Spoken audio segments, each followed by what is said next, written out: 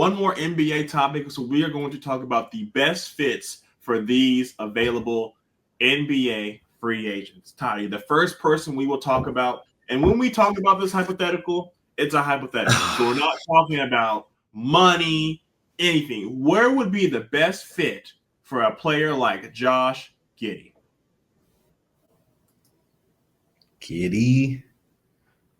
Oh, man. He's a free agent? I thought he was a restricted free agent. He's a restricted free agent, but he's still yet to be unsigned, and that no team has made an offer for him. So it's either the Bulls or the Pool.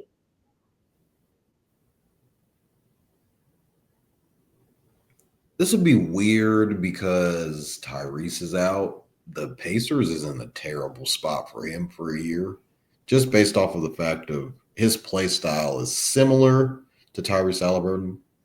I don't think he's as good of a scorer, but I feel like he could fill that same role of distributing the ball amongst those guys that can go and get a bucket like Pascal.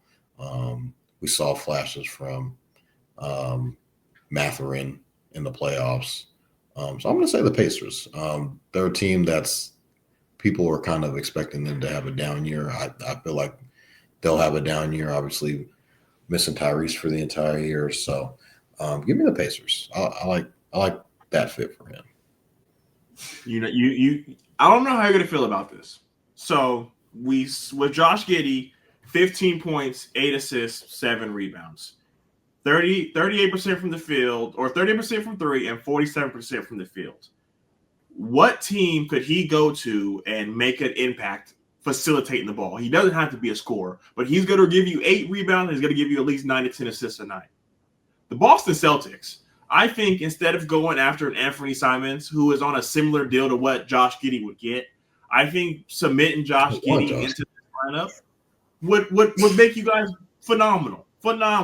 Because Drew Holiday and Derek White and Peyton Pritchard combined for the same amount of assists that Giddey averages.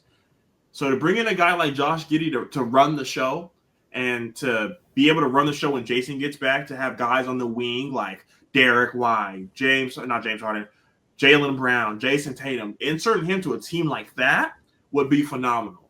But I think the Bulls need to stop tripping and sign him. You ain't going to get nothing better. And that goes to show where the Chicago Bulls are. Kobe White's more of a 2. Ayo's really been able to develop. Matt Butelis has been able to develop. Bringing him back will fill the Lonzo Ball role. We saw how good Lonzo Ball was alongside dominant wing players. I'm not saying Josh Giddey is Lonzo Ball or Lonzo Ball is Josh Giddey. I think the role that they bring would go a long way. So I would say, in my hypothetical, I would say the Celtics would be the best fit for Josh Giddey. But in reality, I would think that the Bulls need to just pay him his money because there's nothing better that you're going to get. And I get it. They were a coin toss away from the number 1 pick, but that's how the world works. Next free agent, Toddy, Cam Thomas. He averaged 24 points, 4 assists, and 5 rebounds. Don't be fooled by that 24 points. That's all I'm going to say. Hey, Cam, hold on, Kev. Hold on now. You're in Brooklyn. Ain't nobody else out there. Cam, I need you to let's roll that ball out. Now I get it. Cam is a bucket. I understand how good, very talented basketball player. But this dude wants max money, Kevin. Max? You gonna give Cam Thomas the max? He don't want max money, brother. He just wants to get paid. So I listened to the Brian Windhorst podcast. They offered him a 3-year deal with a 2-year deal with a team option. That's ridiculous. Cam Thomas on a contender, you look at his numbers completely different. Yes, they're not 24, maybe they're 18, but Cam Thomas would be the best 6-man in the NBA. Right or wrong? You put him on a contender. He's the best 6-man in the NBA. I think so. That's where I feel like his role is. He's like a good 6-man off the bench. He can finish games for you. That's what I feel like. I think Cam thinks I need 30 million a year, 35 a year. And I don't think he's that. I feel like he's closer to I think he's a Ben Mathurin on steroids, if that makes sense. We saw the point game that Brother, he you talking had about don't let 24 in the point game finals. for you. Ben Matthew went for 30 and shit himself the rest of the series. So don't let that 30 ball fool you.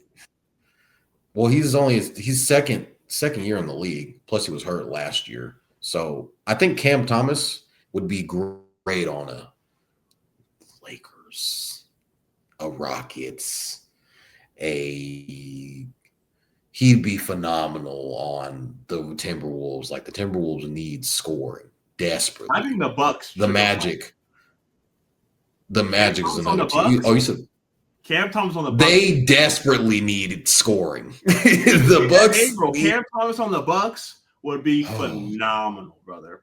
And another team that I think Cam Thomas would really, really flourish on is the Denver Nuggets. Oh, that I like that. Take a prove-it deal and come off that bench and help them win a championship. Like a 1 year, 10 million, something like that. If you put him on a prove year, brother, he needs 1 year, 17. He has to go to a. I think he has to go to. Is he a restricted free agent too? Is he also restricted? Yeah. Okay, yeah. So I just think he needs to go somewhere where a team is actually good to see how good he actually is. What is that? That 20.